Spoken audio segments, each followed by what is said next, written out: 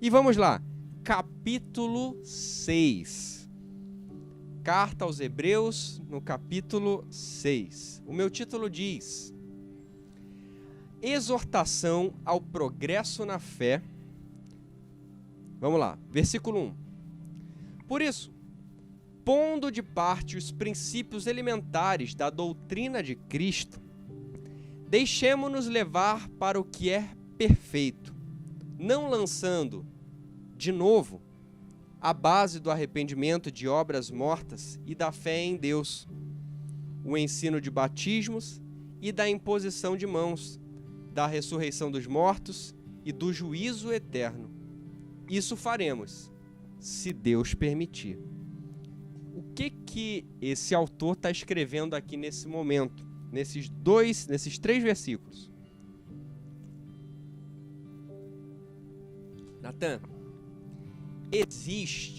existe algumas coisas dentro da igreja, dentro do nosso ministério, da nossa missão, do que é o verdadeiro e genuíno evangelho do Senhor Jesus Cristo, que precisa ser dito sim, que precisa ser manifesto, propagado. A gente não pode se calar quanto a isso. Que são? Cadê? A base do arrependimento, ou seja, a pregação do arrependimento que João Batista lá fazia, né? Vocês lembram desse versículo? Arrependei-vos porque é chegado o reino dos céus, o reino do Senhor. Cadê? Do arrependimento de obras mortas, da fé em Deus, do ensino de batismo, da imposição de mãos, da ressurreição dos mortos e do juízo eterno. Ou seja, ele resume aqui em poucas palavras tudo o que precisa ser dito atualmente. As pessoas, todo mundo, precisa ter essa linha de conhecimento, principalmente nós que estamos na igreja. Fazemos parte desse corpo, precisamos dominar esse tipo de assunto, que é o arrependimento em Jesus Cristo, que é o único caminho, a fé que a gente tem que ter a Deus, em Deus. Ele fala ainda, o batismo, olha só, o batismo.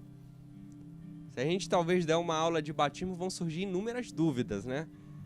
Pode batizar não sei o quê, a partir de qual idade, como é isso? Batiza em nome do Pai, do Filho e do Espírito Santo, ou seja, várias coisas, né?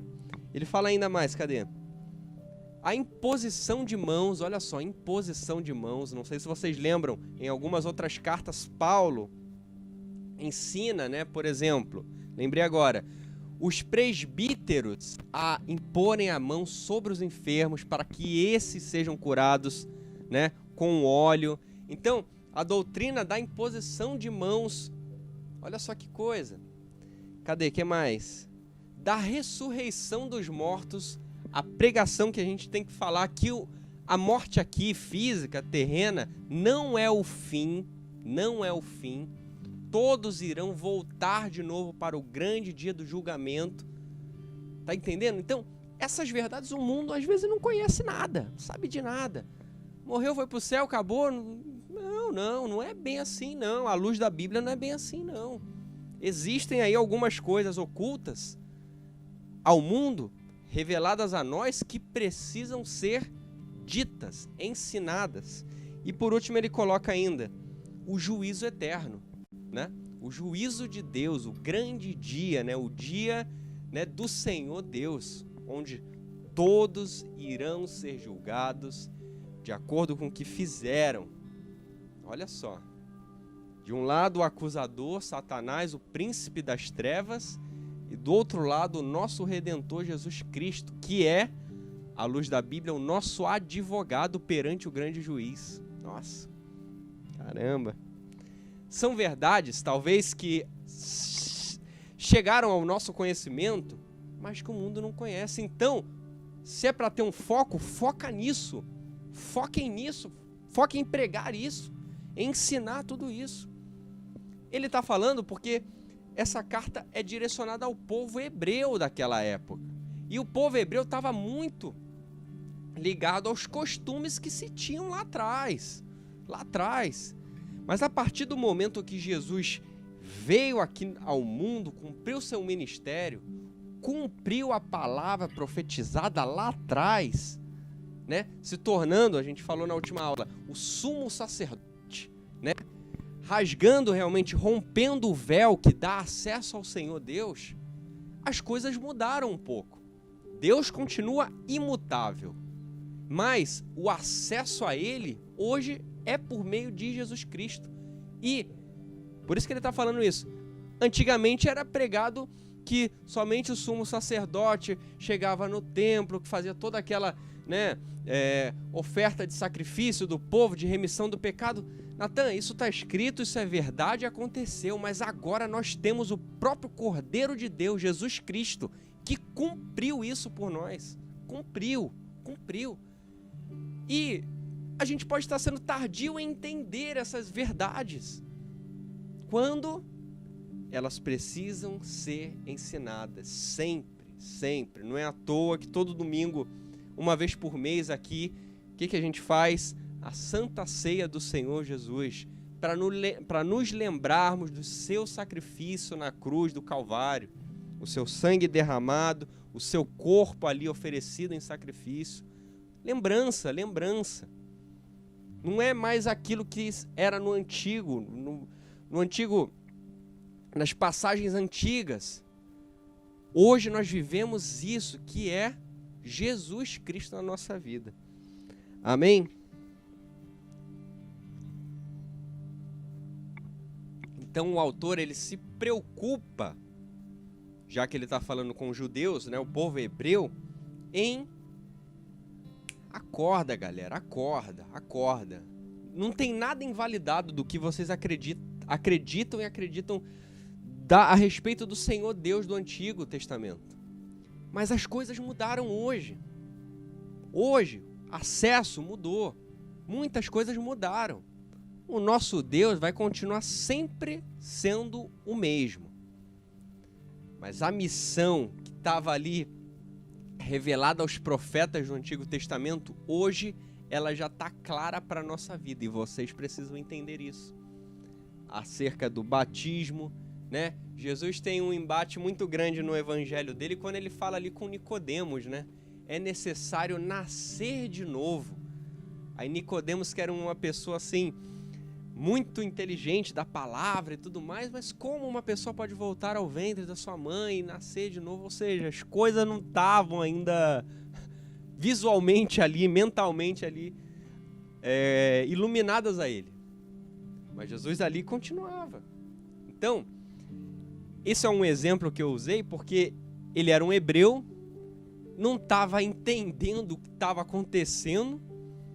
Claro que Jesus, com toda delicadeza ali dele, ensinava, não só ele, mas todo o povo, justamente porque agora algumas coisas mudaram. Hoje, não é só o povo eleito aqui, escolhido aqui, que era o povo de Israel. Não, hoje é toda a humanidade que crê que o Senhor Jesus é o Salvador. Estão entendendo? Eu falei isso na última aula, né? No Antigo Testamento existia o povo de Deus ali, que era o povo hebreu. Hoje, o povo de Deus são todos os que creem que Jesus Cristo é o Salvador. Todos esses que professam, invocam o nome do Senhor Jesus, esse é povo, esse é escolhido. Se você já fez isso, glória a Deus, eu também já fiz isso. Então nós somos eleitos de Deus, segundo a vontade dele mesmo, tá? Porque lá do alto ele olhou para nós, nos amou ao ponto de entregar o seu filho por amor a nós, para que a gente tivesse esse caminho, esse acesso. Tá entendendo? Então, basicamente, é isso que ele fala nesses 3 versos aqui, né? Ele finaliza, ó. Isso faremos se Deus permitir. Olha só. Submissão, né? E obediência. Amém? Irmã Angélica chegando aí também, boa noite. E vamos lá, vamos continuar. Deixa eu ver quanto tempo. Ainda temos tempo. Versículo 4. O meu título diz: Os perigos espirituais. Isso aqui é impossível, pois, que aqueles que uma vez foram iluminados e provaram o dom celestial e se tornaram participantes do Espírito Santo e provaram a boa palavra de Deus e os poderes do mundo vindouro e caíram, sim, é impossível outra vez renová-los para arrependimento, visto que, de novo, estão crucificando para si mesmo o Filho de Deus e expondo-o à ignomínia, porque a terra que absorve a chuva, que frequentemente cai sobre ela, e produz erva útil para aqueles por quem é também cultivada, recebe bênção da parte de Deus. Mas, se produz espinhos e abrolhos, é rejeitada, e perto está da maldição, e o seu fim é ser queimada. Aqui tem uma questão interessante, curiosa, interessante, mas que cabe a gente analisar. Vejam bem. O autor está falando aqui uma coisa, ele fala assim: pessoal, vocês que estão lendo aqui a carta, vocês aí estão agora aprendendo isso.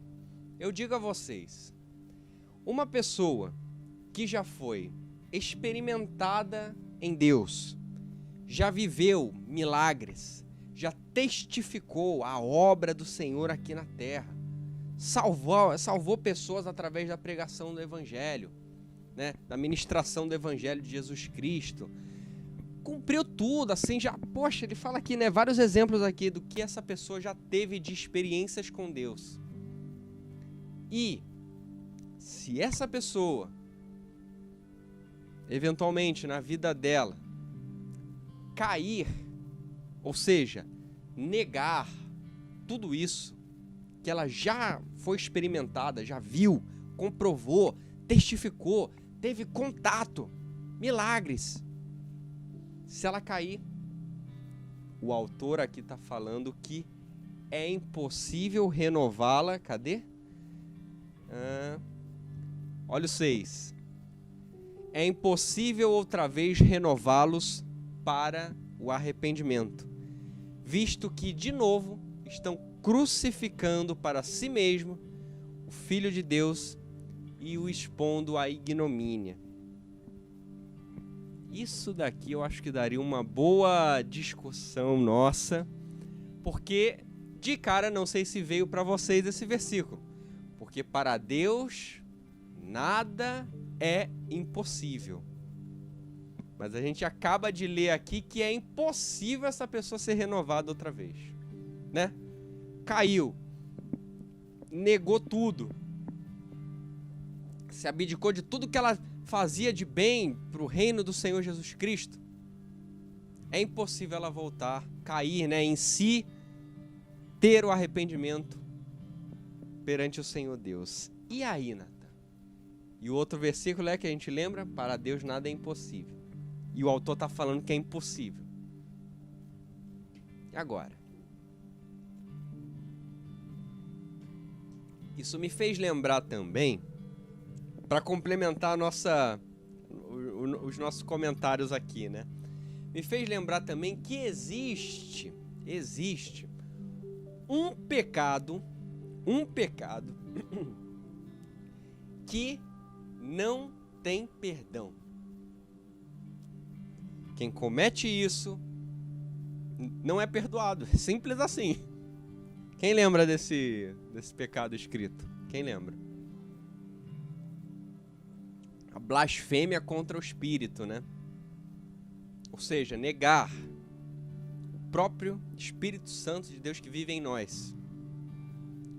Quem comete isso? Não adianta pedir perdão, etc e tal, porque esse não tem perdão.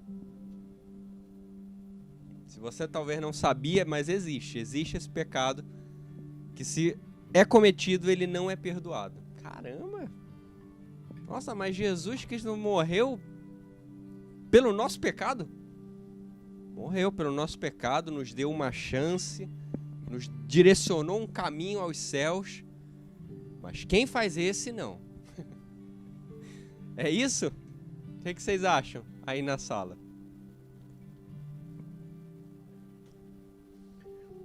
Jesus morreu pelos nossos pecados. Mas quem cometeu esse pecado da blasfêmia contra o Espírito Santo, esse Jesus, esse não é perdoado por Jesus não, é isso? Por que eu estou falando? Porque a gente acabou de ler que o autor escreveu que é impossível essa pessoa, né, que se negou, que blasfemou, que teve toda essa vivência com o Espírito Santo, chegar um belo dia o negar, é impossível que ele volte de novo, que ele se arrependa de novo. Talvez, se a gente pensar um pouco aqui na nossa vivência aqui do mundo, talvez você já tenha até conhecido alguém assim, que você fala, nossa, mas essa pessoa era uma bênção. Eu vi milagres acontecendo através dessa pessoa, por meio de Jesus Cristo. Eu vi coisas assim grandiosas, maravilhosas, poder de Deus manifesto. E hoje é completamente outra pessoa, irreconhecível. É o próprio anticristo em pessoa, porque hoje nega tudo que fez, exalta Satanás. Olha só que mudança de jogo, né? Mudança de lado. É exatamente uma pessoa dessa que ele está descrevendo aqui.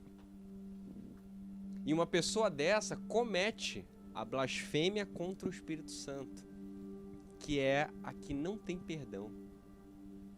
Meu Deus. Eu lembro de uma aula que a gente ficou quase 1 hora, né, falando sobre essa questão da blasfêmia do Espírito Santo, mas que Jesus Cristo morreu pelos pecados, mas aí tem esse pecado, aí esse pecado não é perdoado, e aí como é que fica?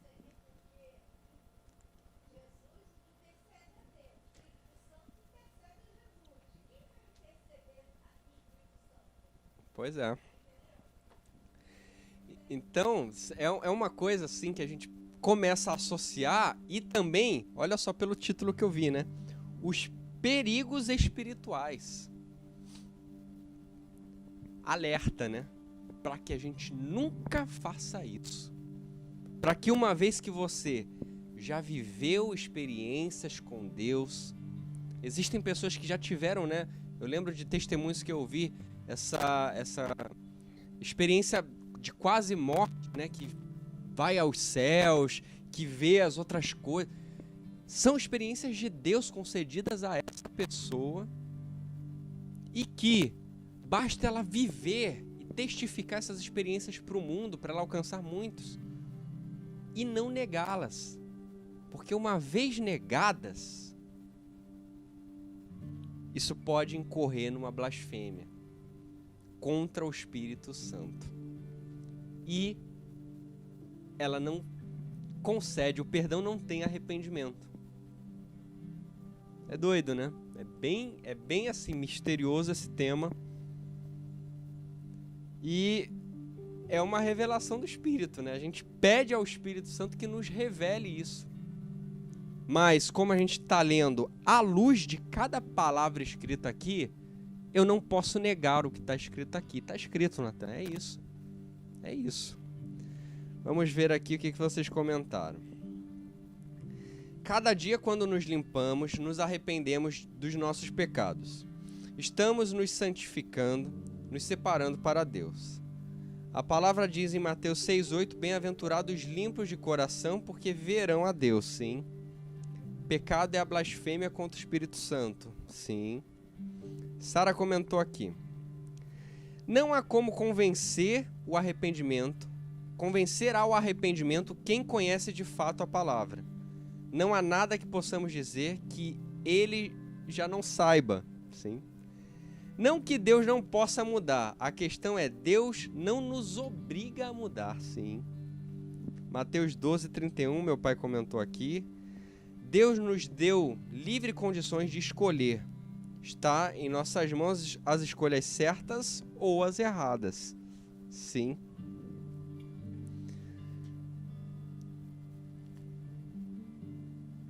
Eu não sei se vocês têm esse mesmo sentimento, mas olha só. Às vezes não dá assim, um peso, né? Uma dor no coração quando você vê alguém escrachadamente zombando de Jesus Cristo, zombando das coisas dos céus.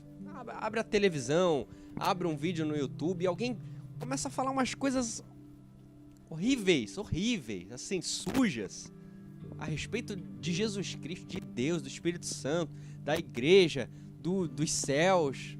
Não dá nossa, tipo assim, por que essa pessoa tá fazendo isso, sabe?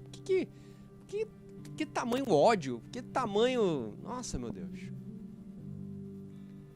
Isso dá em nós. Mas imagina no próprio Deus. Não que isso abale, tá? Não que isso abale, porque Deus é soberano, detém todo o poder. Nada pode fazer ele mudar o que ele é. Mas na visão de pai e filho, como é que um pai olha pro filho falando assim, zombando do próprio pai, zombando das coisas que o pai faz, zombando de tudo com palavras sujas, imundas. Poxa, é uma pena a gente ver isso no mundo. É uma pena. Existe, pessoal, existe. Existem pessoas que odeiam cristãos, odeiam o evangelho, odeiam pessoas mesmo, a pregação da palavra. E bom, cabe a nós, né, perseverarmos, sabendo que essas são lutas aqui na terra, né, que a gente está presenciando, porque isso sempre existiu e sempre existirá, porque Satanás está manifesto na vida de pessoas que dão essa brecha para ele, mas que nós nos fortalecemos ainda mais, sabe? Ainda mais, porque é só você ver, né? Paulo passava essas tribulações todas. Jesus Cristo, lá nos seus últimos dias ali aqui na terra, passou por essas tribulações todas. Mas isso o fez ficar ainda mais forte. Eu acho que a testificação nos deixa mais forte. Quando a gente passa e vê, caramba, a gente sai mais forte de uma luta, por exemplo, não é? Meu Deus. Vamos lá. Versículo 9.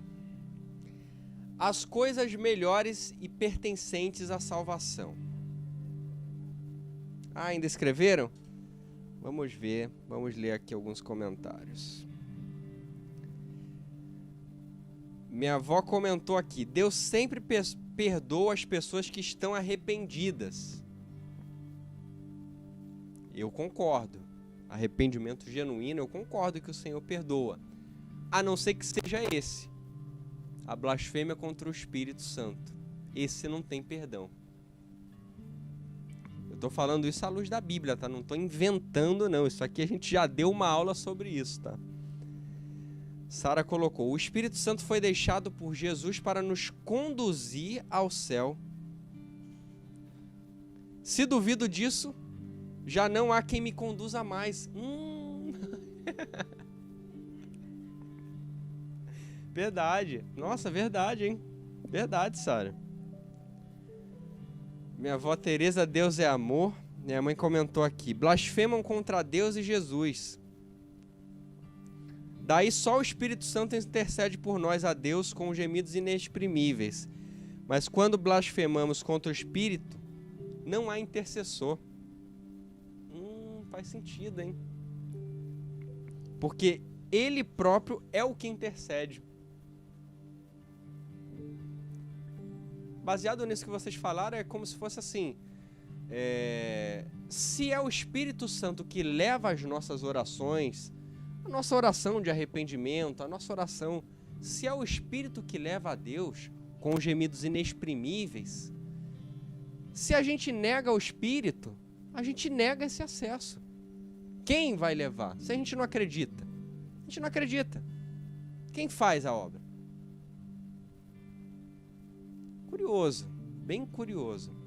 Porque Jesus Cristo foi aos céus, deu a promessa a nós que: eis que enviarei o Santo Consolador, o Espírito Santo, para que fique com vocês todos os dias das suas vidas. Se a gente nega isso, a gente está negando o próprio Espírito, condutor da nossa vida. É por isso que está dito, né? A blasfêmia contra o Espírito Santo, essa não tem perdão. Caramba.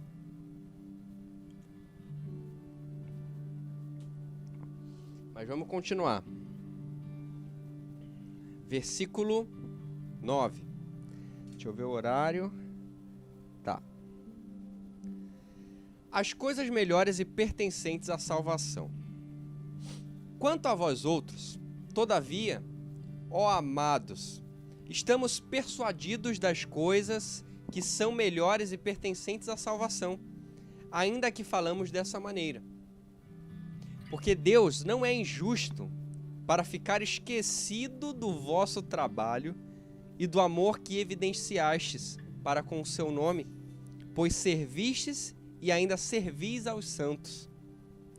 Desejamos, porém, continue cada um de vós mostrando até o fim a mesma diligência, olha essa palavra, a mesma diligência para a plena certeza da esperança, para que não vos torneis indolentes, mas imitadores daqueles que, pela fé e pela longanimidade, herdam as promessas.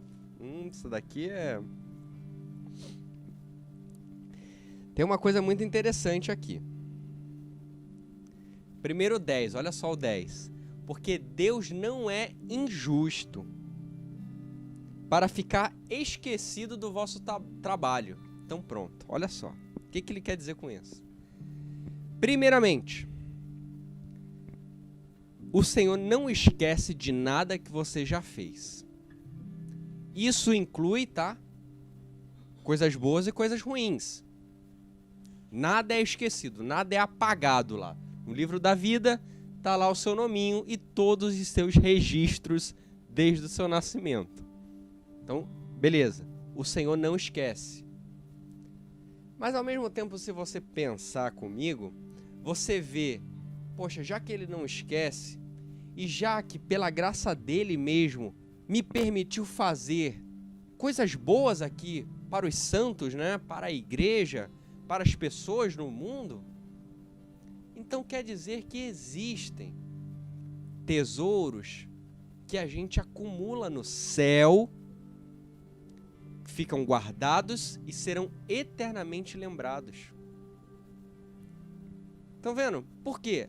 Já que nada é esquecido, então quer dizer que tudo o que a gente tem feito de bem é guardado como um tesouro celestial, onde aqui na terra tudo irá voltar ao pó no último dia, mas essas lembranças serão guardadas eternamente nos céus, onde o Senhor jamais esquecerá. É interessante ele falar essa palavra esquecido, porque é claro que o Senhor Deus não esqueceria de nada, mas ele escreveu isso. Ele escreveu justamente para a gente lembrar e saber que o Senhor não esquece do que a gente já fez e do que a gente faz, e também do que a gente continuará fazendo no futuro. Tudo o que está valendo hoje, pessoal, que a gente tem feito na igreja, no ministério, na vida de pessoas, abençoado e tudo mais, amém, presentemente aqui, é uma ajuda, é uma misericórdia, é uma compaixão que a gente tem tido pelas pessoas, mas para isso nos céus será guardado eternamente. Estão entendendo? O Evangelho, a doutrina, né, do Evangelho do Senhor Jesus Cristo nos ensina muito isso, acumular riquezas nos céus e não aqui na terra, já que tudo passa. Então que fique guardado lá para o grande dia do Senhor Jesus Cristo, todas essas obras que a gente tem feito aqui. Tudo passa, Nathan, tudo passa. Eu estava falando essa semana com a Ingrid. Hoje, a gente pensar numa pessoa bilionária no mundo, essa pessoa consegue ficar pobre? Ela é bilionária, tem milhares e milhares de casas, de apartamentos, de bens, de tudo, de ilhas, de tudo. Essa pessoa consegue ficar pobre durante a vida, o percurso da vida dela? Dificilmente, quase que impossível. Uma pessoa que é uma boa administradora, faz uma gestão de tudo, ele vai ser bilionário durante todo o período da vida dele aqui na Terra. A não ser que um dia ele ficará pobre, sim. Que dia, Natan?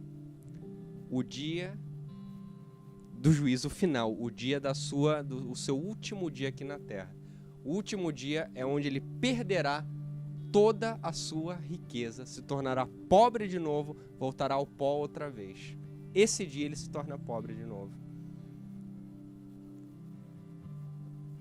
Aí você vê, caramba, Natan, então, no ciclo da vida, poxa, a gente está numa fase, construindo, crescendo profissionalmente, espiritualmente, tudo mais, tal. Mas vai chegar um dia que o mundo vai dar uma volta e nada disso mais vai ter valor de nada. Tudo vai ser passado e esquecido. A não ser o que acumulamos nos céus, onde jamais, à luz do que a gente leu, porque Deus não é justo para ficar esquecido do vosso trabalho e do amor que evidenciastes para com o seu nome, pois servistes e ainda servis aos santos. Estão entendendo? Então que nós nos acumulemos de riquezas lá, vidas salvas, experiências com Deus lá. Estão entendendo?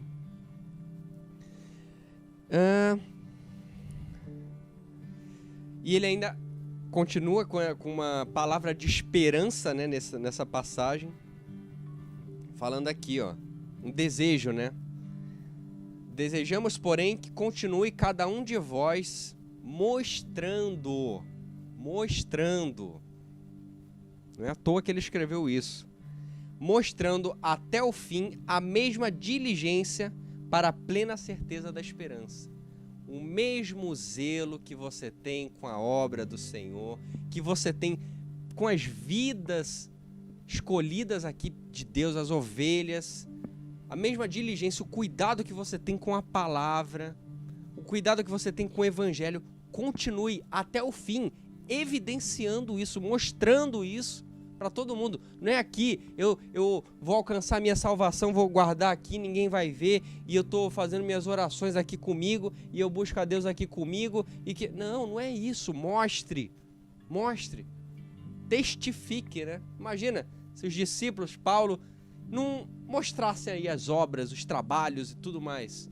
Como que isso ia ser vivificado nos dias de hoje? Estão entendendo? Então ele fala, né? Ele coloca esse mostrar aqui. Continue cada um de vós mostrando até o fim. Não é isso? Para que não vos torneis indolentes, mas imitadores. Essa palavra também é curiosa.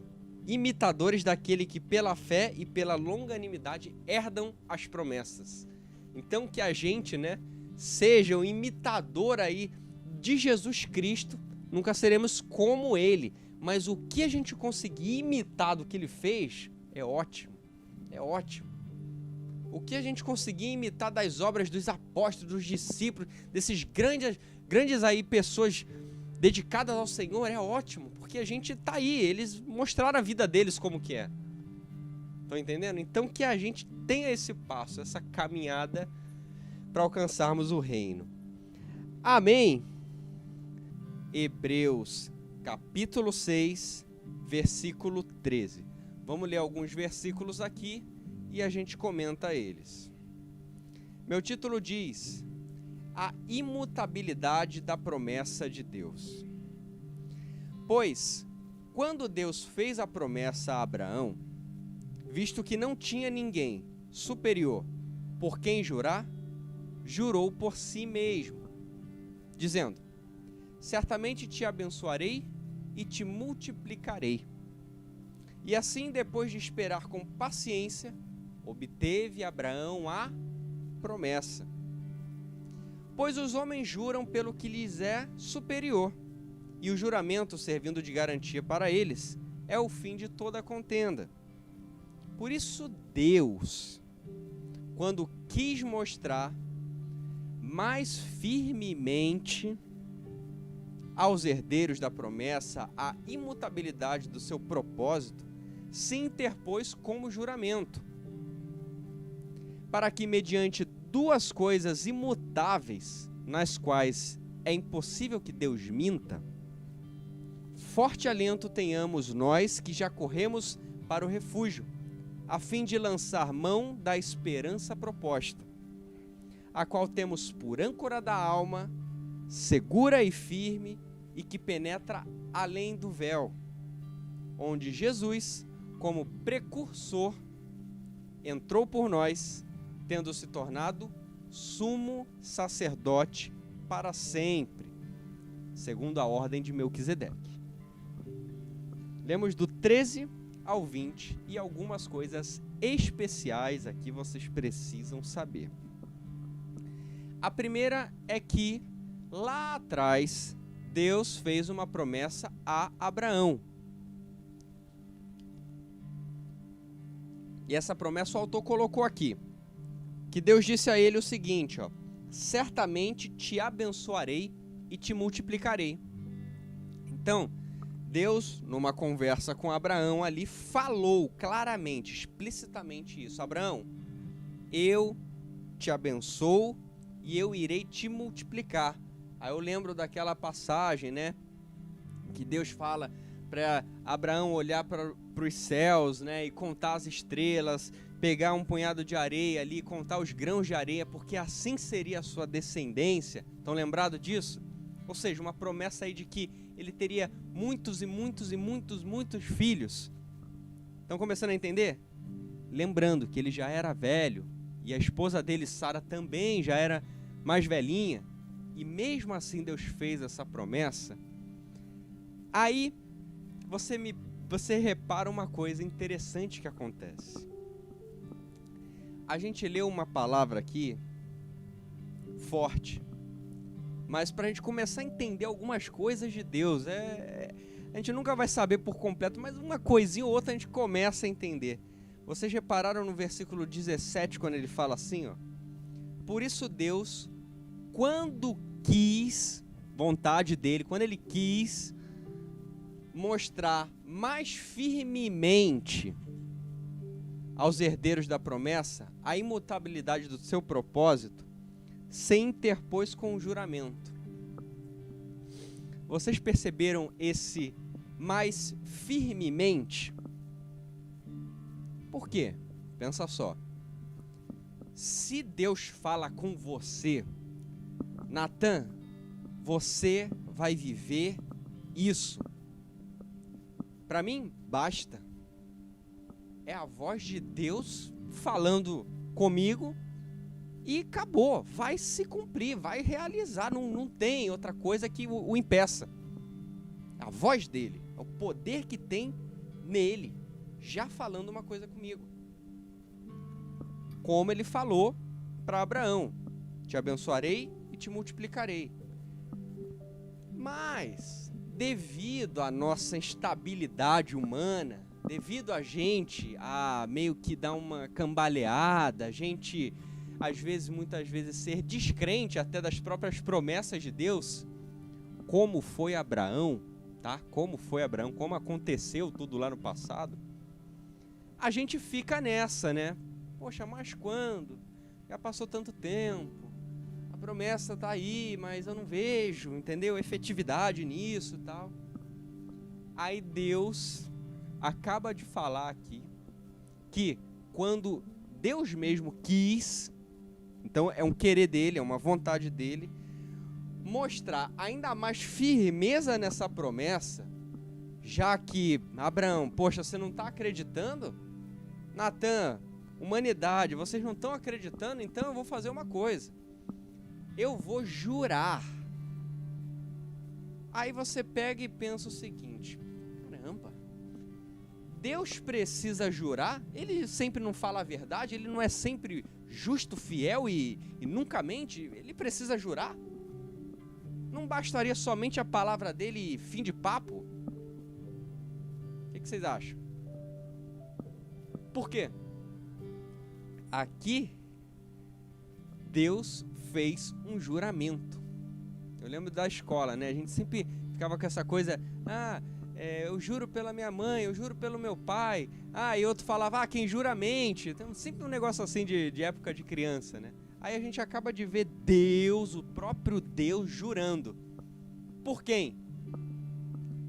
Jurando por Ele mesmo. Olha só que curioso. Deus jurar por Ele mesmo.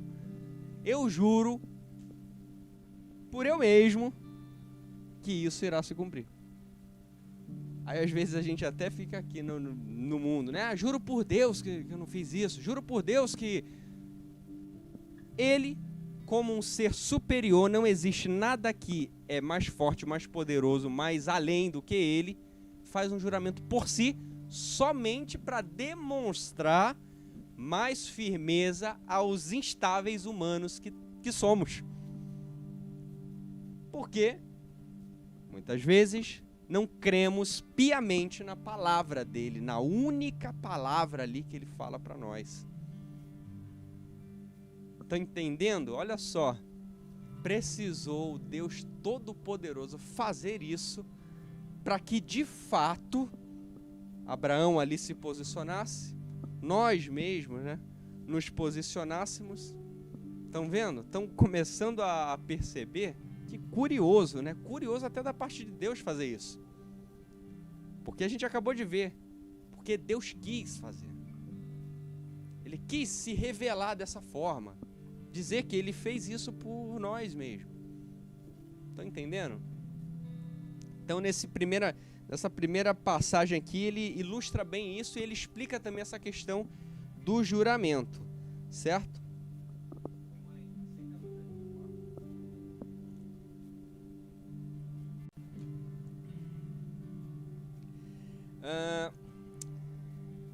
Aí no 18, né? Não sei se vocês pescaram esse no 18 também. Para que mediante duas coisas imutáveis, duas coisas que não mudam,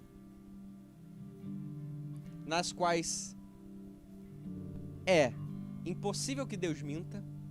Então saiba de uma coisa, Deus nunca irá mentir, nunca. Satanás é o pai da mentira. E Deus, nosso Pai Celestial, nunca irá mentir. Isso não vai mudar. Deus não vai contar nunca uma mentira. Só que ele fala duas coisas imutáveis. A primeira é que Deus nunca mente.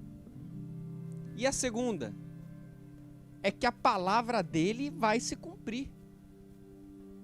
Estão entendendo? Então, quando ele fala mais firmemente e ele impõe ali um juramento por ele mesmo, demonstra para nós muito mais compadecimento, né, da parte dele para o cumprimento, para o entendimento da promessa dele para a nossa vida.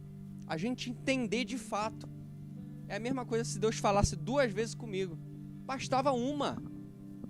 Mas porque eu tomei assim, eu precisei aí tomar né, para perceber que irá se cumprir. Mas aqui o autor escreve de uma forma interessante, né? Nas quais é impossível que Deus minta. Aí aqui, ó, não sei se vocês também, uma palavra aqui que ele foi assim bem iluminado de usar essa mensagem aqui. No versículo 19, vocês viram?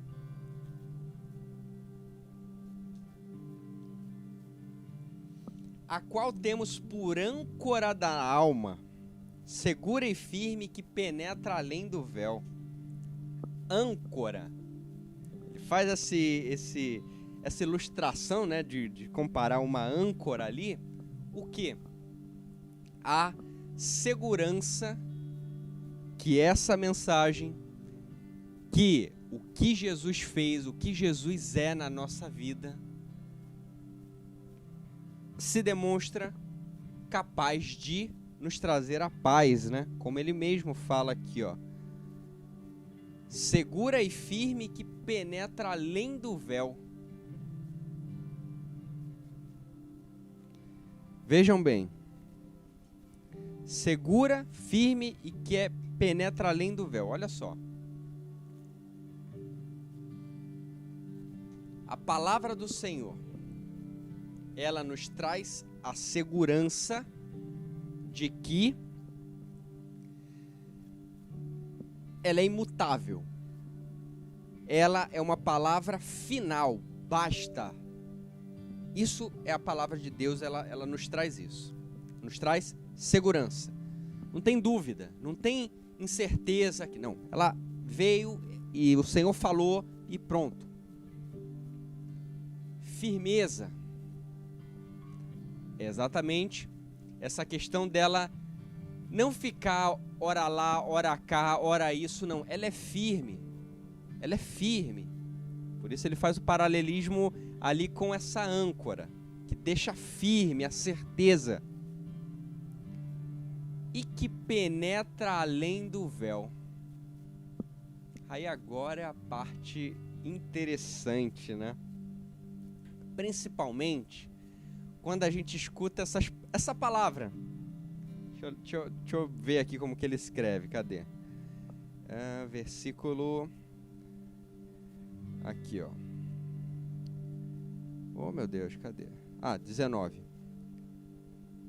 Segura e firme que penetra além do véu. Ou seja, essa palavra penetrar quer dizer que é uma palavra que não tem barreira do alcance dela. Que de fato é a palavra, é o evangelho, é a mensagem de salvação.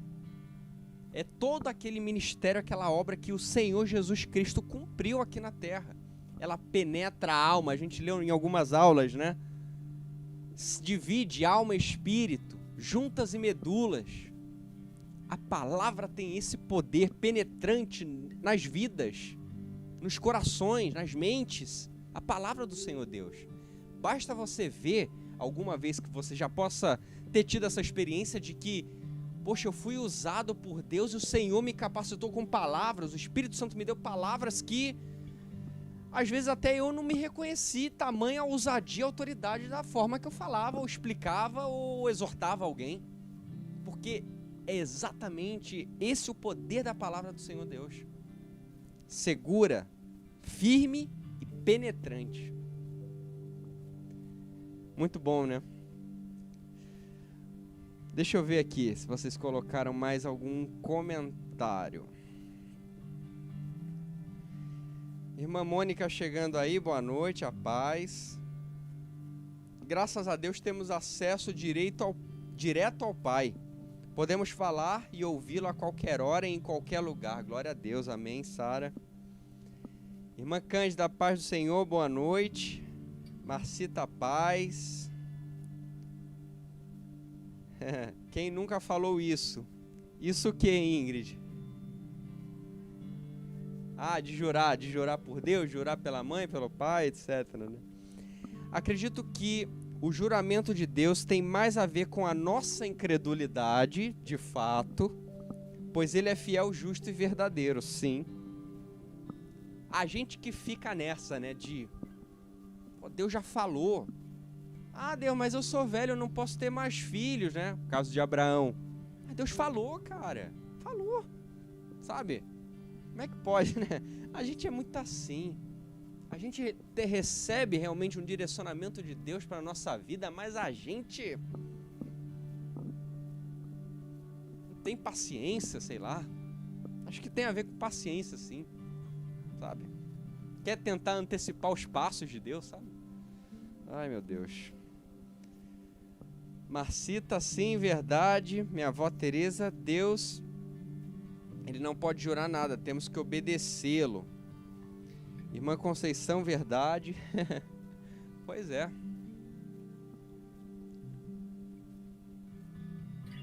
É muito curioso ver e entender aos olhos de Deus como ele enxerga a humanidade incrédula e às vezes até nós mesmos, incrédulos. Não cremos realmente no poder, né? Não é dito lá o Senhor, é o Senhor que te sara. E como é que a gente não pode crer numa palavra dessa? Num leito de hospital, dentro de casa, o Senhor é o Senhor que nos sara, já foi dito. Já foi dito. Pelas suas pisaduras nós somos curados. Basta essa palavra.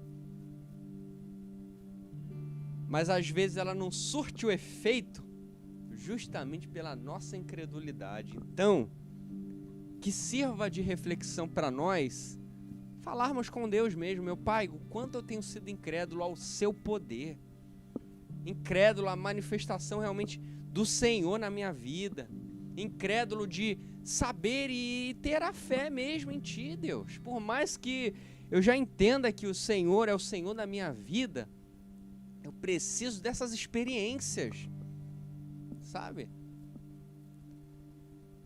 Porque se você pensar, gente, tá até na Bíblia isso. Bendito é aquele que não viu, mas creu. Ou seja, que somos nós, né? Nós não vimos nada, fisicamente mesmo, aos nossos olhos, do que o Senhor fez aqui na terra. Jesus Cristo no seu ministério, a gente não viu nada, a gente só ouviu falar. E esse ouvir fez a gente crer.